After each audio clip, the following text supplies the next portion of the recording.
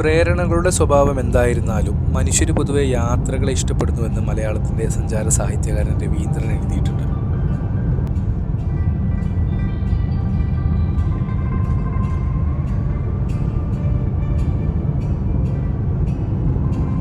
ജീവിതത്തോടും പരിസരങ്ങളോടും ഒക്കെ തട്ടിച്ചു നോക്കുമ്പോൾ അതേറെ ശരിയായി അനുഭവപ്പെടുന്നുണ്ട്.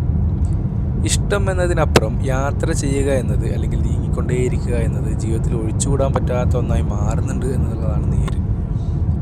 വായനയിലൂടെയോ കാഴ്ചകളിലൂടെയോ ഒക്കെ നിർമ്മിച്ചെടുത്തത് എന്നതിനപ്പുറം ആ അനിവാര്യത നമ്മളിൽ ജന്മനാ പതിഞ്ഞിട്ടുള്ള കാര്യമായിട്ട് തോന്നുന്നുണ്ട്.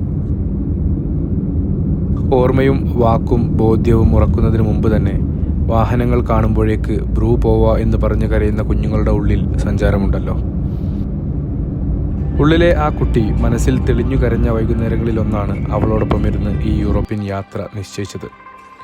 പ്രാഗിൻ്റെ പ്രശാന്തസുന്ദരമായ നഗരമേലാപ്പുകളും വെനീസിൻ്റെ പ്രണയാർദ്രമായ ഇടത്തെരുവുകളും ഫ്ലോറൻസിൻ്റെയും റോമിൻ്റെയും ചരിത്രഗന്ധമുള്ള വഴികളുമെല്ലാം ഈ പുസ്തകത്താളിലെത്തുന്നത് അങ്ങനെയാണ്.